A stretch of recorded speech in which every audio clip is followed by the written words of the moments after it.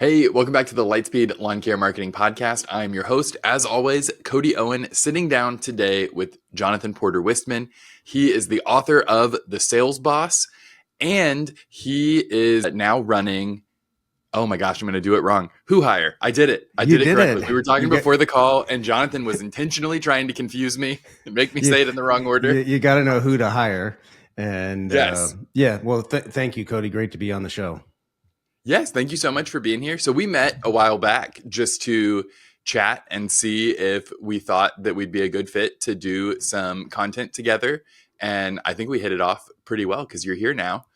But what we want to talk about today is how is AI transforming the way we should think about recruiting employees? I think you're doing some really interesting work in this space. And so I just want to give the floor to you. We can dive in and I'll ask some follow-ups as we go. Yeah, excellent. When we think about AI, it's sort of the fashionable term right now. AI is transforming everything, but we've been working in the field of AI, and as it relates to hiring people, identifying the right people for your team, for a number of years now. And I think it's important for people to realize that AI really is just math and the ability to crank a lot of data and look at a lot of data. Unfortunately, computers are finally getting large enough, fast enough to be able to really look at data in an interesting way.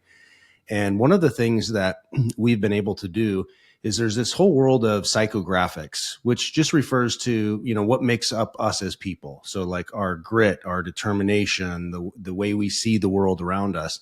And there's this whole world of psychology that talks about who we are as human beings. And we have an inventory about 500 research-backed things that we can analyze about a person through an online questionnaire, things that are scarily accurate in the way that they describe us. If you would read one of the reports, you'd be like, that's exactly like me. And if you disagreed with it, you just ask your wife or girlfriend, they'd be like, no, that's exactly like you. And what we've done is we've bridged that gap between what science says we have the ability to measure, and we're mapping that to what are the skills and attitudes and thinking required to do well in a particular job. So for instance, a landscape technician, somebody out, mowing yards or doing fertilization, or somebody doing home siding, or somebody, sitting in an office selling or doing dispatching. What is it that makes a person unique at doing that? So we build custom models that your candidates come in, they take a 15-minute online survey just, through a link on their phone. And we tell you, how are they going to perform in that job? And how likely are they to stay around versus be a flight risk? And the data is really surprising.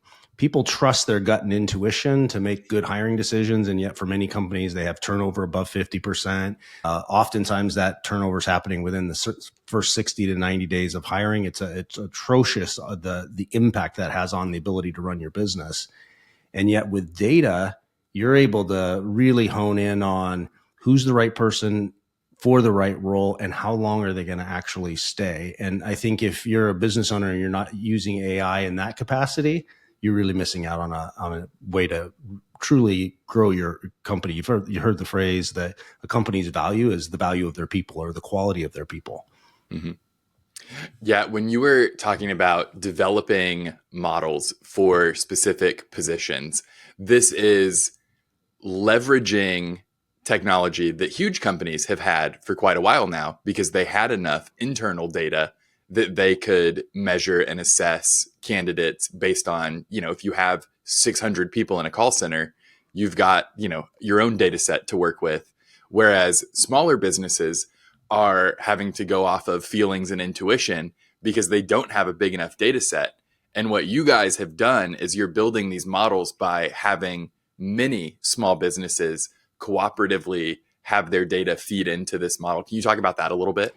Yeah, so I'll use as an example HVAC plumbing, right? A lot of companies in that space, various sizes, where you have a dispatcher, you have a technician, you have a salesperson, you have a CSR agent, and all of those companies rely on being able to identify that talent. So we've partnered with industry trade groups, and we bring in hundreds of HVAC plumbing contractors. We assess their teams, people doing those jobs today, and we get truckloads of data, psychographic data. What's the makeup of the people? And those companies also provide us data. And so our AI machine learning module matches those, looks through the 500 things we can measure. What are the 10 items or the 13 items for a dispatcher that actually makes them stick and stay and do well in that role? And so once we've developed an industry model, then it's available to companies, outside of that industry that's participated in helping build it.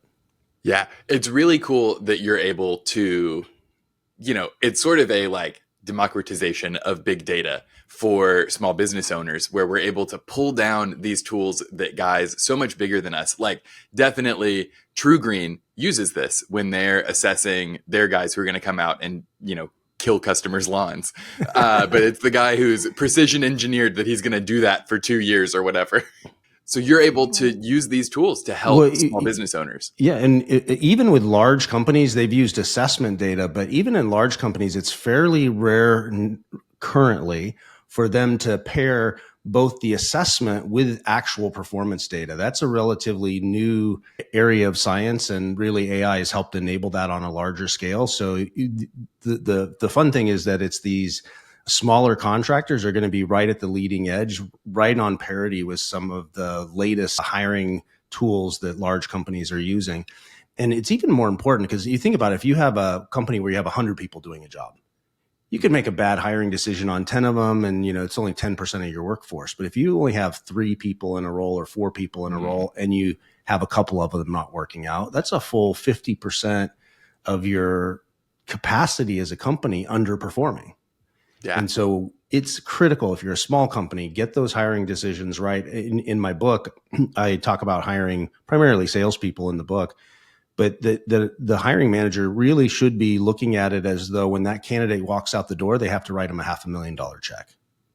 And they need to take it that seriously, because that's the impact that it has on their business, especially if you churn through a lot of people. They're touching your customers.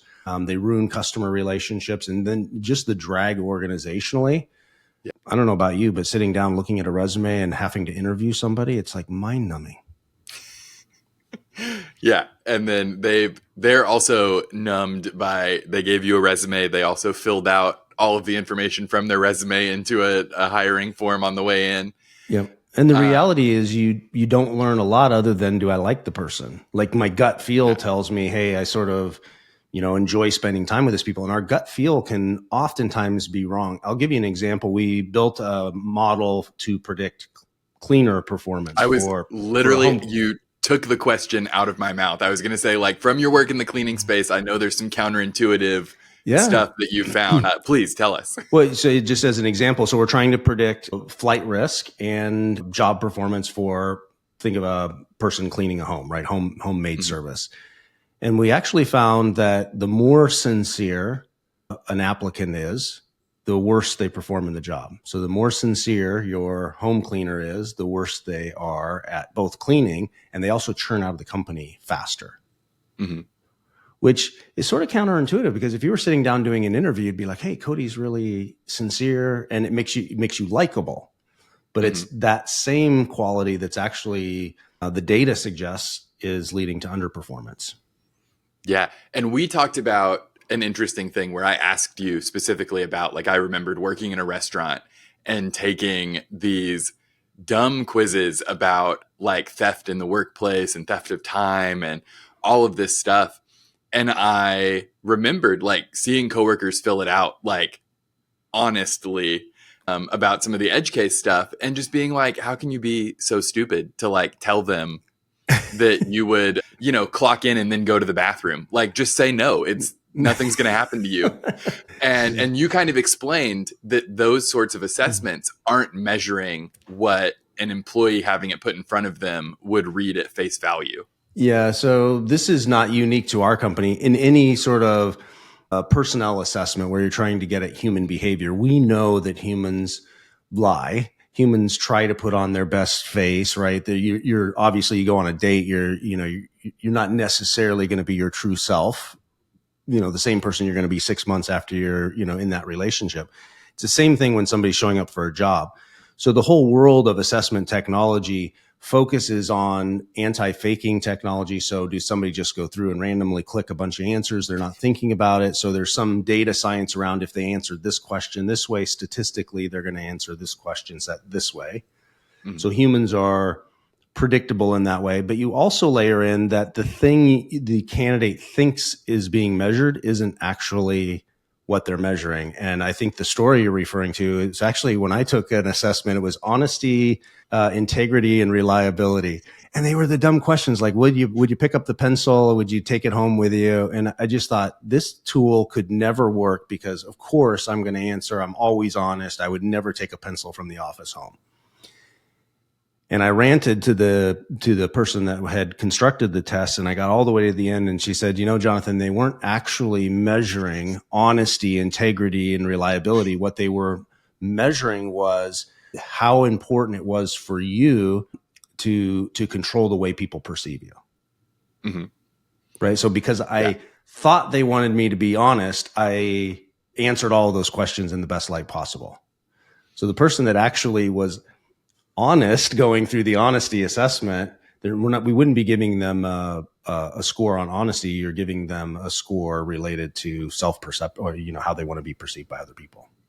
Sort of a fascinating. And it definitely, when you explained that to me, it was a light bulb moment for like, I took that assessment in a customer facing role, and they want to see like, are you capable of knowing that you should mask your true feelings? Yeah, it could be, right? Yeah. And what's also interesting is what's also fascinating to me is that the things that our gut and intuition tell us is important in a role is sometimes very wrong. We did a study for a Samsung retail store executive. So think people selling cell phones, that sort of thing in a, retail environment. And they were having high turnover. And the two things they were measuring on the front end was customer orientation and love of technology. And after we crunched a lot of data, we realized there was zero correlation between customer orientation and success in the role. Doesn't mean it's you don't want to hire people that'll still treat your customers nice, but they had over-indexed on it. They were putting a lot of weight on, hey, this person will treat our customer well, and then therefore they'll do well in the job. And the truth is the data didn't support that. Worse, the data also suggested a negative correlation between love of technology and success in the role. So the more somebody loved technology, the worse they did selling technology, which was sort of counterintuitive to the executives who were making those hiring decisions. So all along, they're making what they think are well-informed hiring decisions based on gut and intuition, and frankly, getting it wrong. And then believing that they have to deal with 50% turnover because that's just the way the industry is. Well, back to your earlier question, how should companies be leveraging AI? They should realize that at certain things like pattern recognition, AI and computers are always going to be way better at it than us. That doesn't mean we take out all gut and intuition. Doesn't mean we take out all, the human element of it. It just means let's allow data to inform our decisions. Yeah. Well, and you can test it against your gut ability and see which one works out better in your business. Or, you've been going on your gut intuition, test out the AI for a little bit and see, do you have better outcomes than you had when you were relying on your guts? I know we see people driving down turnover rates, high 50, 60% turnover rates, and getting those down to under 12%. One company's under 4% turnover. They told us, arguably, we don't want any lower turnover than 4% because, the only thing worse than high turnover is no turnover because you're sort of stagnant. But that has a dramatic impact on a business when you can retain people and they train quickly and operate at a higher performance level. Yeah, you're able to build institutional knowledge where guys are able to correct how other guys are doing it. You build up, hey, this is the way things are done, and it's not constantly retraining people and hoping that it sticks. When it's somebody's job every day to do something and they're good at it, it's going to, continue. They're going to I like the way you level. articulate that. Otherwise, you're having your institutional wisdom just walk right out the door. Yeah. Yeah. And that's like capital that you're building in the business. And if you don't value employees or you treat them as like super expendable, you're sacrificing a lot of capital that would be in the business. Yep, that's exactly right. And we have tools for almost every other area of our business. Like, you know, most contractors aren't, they're using some sort of software to help them manage their money and point out spending trends. And there's data to suggest how their marketing spend is working and is it producing. And they're not going to do that on just gut feel, right? And yet when it comes to their people decision, which is sort of the base engine that drives everything in their business, they're sort of like, I like the guy, I like the girl, let's give him a shot. I got a good feeling about this one. Get a good feeling. And we're just notoriously bad at it. And we also have short memories. Like, we remember the person we hired that makes it, and we sort of forgive ourselves for all of the bodies that are sort of went out the door, right? And we always let ourselves off the hook and say, well, they just weren't a good fit for the culture, or they had, we have some excuse for why they didn't work out. And rarely is the executive or the owner saying, no, that was our problem. We selected poorly for that role. Yeah. So y'all are developing a model for the green industry, right? We're right in the middle of developing. We call it a Pathfinders group. And it's those initial companies that are willing to do a little bit of the hard work. And when I say hard, it's not a huge lift, but they have to be willing to look at the data, share some of their data, have conversations with our scientists to help us build the model. Right. Whereas once the model's built, and people can just sign up and use it, then it becomes sort of automated from there. But so we're signing up people for a Pathfinders group now for the green industry. You really want, to get somewhere north of 500, say, technicians that you can evaluate. The closer you get to 1,000, it's even better if you get 2,000. And then once people sign up, it sort of, gets the ball rolling and you get some momentum. But we need that initial group so that we can create a great assessment that tells you whether somebody has grit or whether they have, bounce back ability or any of the other things that you can measure. The problem is you just don't know whether that correlates to performance, right? Yeah. And so you got to have performance data at some point in time. Yeah. How does because it's not very many people's dream to be a technician forever. How does the model look at longevity in a position where, I guess that's like part of measuring flight risk? That's exactly what flight risk measures, right? And while people probably don't dream of being a technician forever, there is a certain subset of people who are skilled at the job, happy doing the job, will stick it out for the long term. I'll give you an example in the cleaning industry. If somebody's really a job applicant, if they're very entrepreneurial, right, and the data suggests that they're really entrepreneurial, they actually pose a flight risk. And the reason is they get in, they sort of learn the business, and they're like, oh, I go start my own cleaning company. Yeah. Right. And that's a very familiar pattern to somebody that owns a house cleaning company. And so we just figure out for the green industry, as an example, what is the sort of combination of things that causes somebody to leave early. Right. And in the case that we can measure that. So you might have somebody that we're predicting to have really high performance, but they won't stick around for more than a year. Right. And then It's the business owner to sort of think through that and say, well, I really need a high performer right now. I'm going to hire that person, but I also know I'm probably going to have to pay some attention to how do I retain them for the long haul. Do I need to be able to give them leadership positions? Do I need to have some path to ownership in the company? Like, what's going to be meaningful to keep that person here? Yeah. What is the future of what you're working on? Like, so we have the model and we can use it for recruiting. Are there plans to look at like measuring retention and like how changes in policies could impact certain positions? Yeah, absolutely. We're going to continue to plug data into the system. I think it's even more interesting when you start looking at your existing teams and you start taking someone and you think about career pathing, and maybe you have 3 or 4 different roles within the organization, maybe 10 roles, and to be able to say, Cody's going to come in this role, but he's also predicted to do really well in this role over here. And now we can career path, get them training. We can make investments in Cody, knowing that he's going to be around long enough A, and B, he's also, when he gets in that role, he's going to be highly talented at it. So that investment has a higher ROI than it would have otherwise. And if you sort of go well into the future, I imagine a world where it's actually a service for the job seeker, Mm. right? Where I can go in and take the survey, and I'm going to be presented with matching on job opportunities that I'm likely to enjoy and flourish in. So there's always been career, assessments that sort of play around the edges of saying, maybe you should consider being a teacher, or maybe you should be a scientist.